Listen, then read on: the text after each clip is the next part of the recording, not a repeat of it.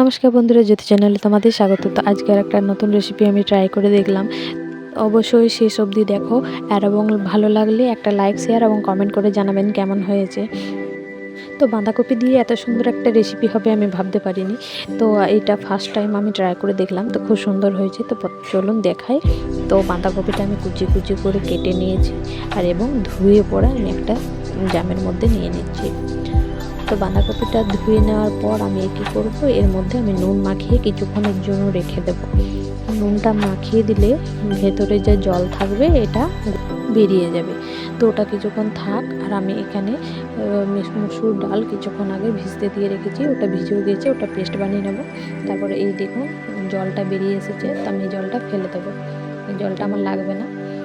তারপর জলটা ফেলে দেওয়ার পর আমি বাঁধাকপিটার মধ্যে দিয়ে দেবো 1 চামচ আদা রসুন বাটা, উপর পরিমাণ মতো নুন, পেঁয়াজ কুচি আর ধনিয়া পাতা কুচি দিয়ে দিচ্ছি, হলুদ গুঁড়ো, লঙ্কার গুঁড়ো আর ওই যে মসুর ডালের পেস্ট বানিয়ে রেখেছি ওই পেস্টটা আমি দিয়ে দেবো। তারপর ভালো করে এটাকে মিক্স করে নেবো। নুন কিন্তু আমি খুব বেশি দিইনি, কারণ আমি নুনটা আগেই মাখিয়ে রেখেছিলাম, তাই নুন কম দিয়েছি। আপনারা চেক করে দেখে নিতে পারেন কেমন কেমন লাগবে। তারপর দিয়ে দিচ্ছি কড়াইয়ের তেল, আর এগুলো এরকম বড় চপের সাইজে আমি বড় বড় সাইজ করে আমি ভেজে নিচ্ছি। সবগুলো আমি লাল লাল করে ভেজে নেব। দেখুন মিডিয়াম ফ্লেম করে ভাজতে হবে, কেননা ভেতরটা যেন সেদ্ধ হয়। দেখুন গোটাই লাল লাল করে ভেজে নিয়েছি। এবার আমি এটাকে তুলে নেব। সব বড়াগুলো আমি এরকমভাবে ভেজে নেব। আর অন্যদিকে নিয়েছি পেঁয়াজ কুচি, টমেটো কুচি আর নিয়েছি দুটো সেদ্ধ করা আলু। সেদ্ধ করা আলুগুলো আমি পিস পিস করে কেটে আর গরম তেলে ভেজে নেব। আলুগুলো ভাজা হয়ে গেলে আমি আলুগুলো তুলে ওই তেলের মধ্যেই দিয়ে দিচ্ছি পেঁয়াজ কুচি। পেঁয়াজ কুচিটা লাল করে ভেজে নেব। ভেজে নেওয়ার পর আমি টমেটো কুচিটা দিয়ে দেবো।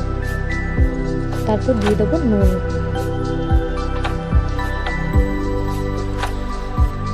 তারপর দিয়ে দিচ্ছি 1 চামচ লঙ্কার গুঁড়ো, 1 চামচ হলুদ গুঁড়ো, 1 চামচ জিরের গুঁড়ো।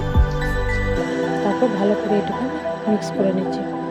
মিক্স করার পর আমি এটাকে ভালোভাবে কষিয়ে নেওয়ার পর আমি দিয়ে দিচ্ছি এর মধ্যে আদা রসুন বাটা। তারপর ভালো করে এটাকে আমি কিছুক্ষণের জন্য কষে নেব। কষে নেওয়ার পর দেখুন তেল বেরিয়ে এসেছে, মশলাটাও আমার কষানো হয়ে গেছে। তারপর ভালো করে নেড়ে চেড়ে আমি এর মধ্যে দিয়ে দেবো আমি 2 কাপ পরিমাণ জল।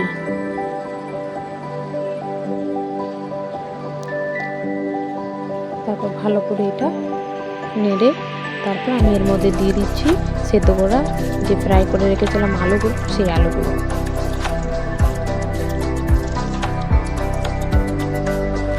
আলুগুলো দেওয়ার পর ঝোলটা যখন ফুটে উঠবে আমি এর মধ্যে দিয়ে দিলাম ধনিয়া পাতা। তারপর ধনিয়া পাতা দেওয়ার পর ওই যে বড়াগুলো এবার আমি দেবো। বড়াগুলো পরে করে দিলাম, কারণ খুব আগে থেকে দিয়ে দিলে নরম না হয়ে যায়, তাই। তারপর দিয়ে দিচ্ছি গরম মশলার গুঁড়ো 1/2 চামচ মতো। তারপর এটা কিছুক্ষণ আমি ঢাকা দিয়ে দেবো, গরম মশলার গন্ধটা যেন উড়ে না যায়। তারপর ঢাকাটা খোলার পর দেখুন কত সুন্দর হয়ে গেছে, এটা গ্রেভিটাও বসে গেছে। আমি এবার এটা প্লেটের মধ্যে নিয়ে দেখাচ্ছি কত সুন্দর হয়েছে। তো বন্ধুরা আপনারাও অবশ্যই ট্রাই করে দেখবেন, খুব সুন্দর হয়েছে। কিন্তু আমি ফার্স্ট টাইম করলাম, খুব ভালো হয়েছে। আপনারাও করে দেখবেন, খুব ভালো লাগবে। আজকের মতো বন্ধুরা এখানেই। সবাই ভালো থেকো, সুস্থ থেকো এবং আমার নতুন নতুন ভিডিও দেখতে থেকো। টাটা।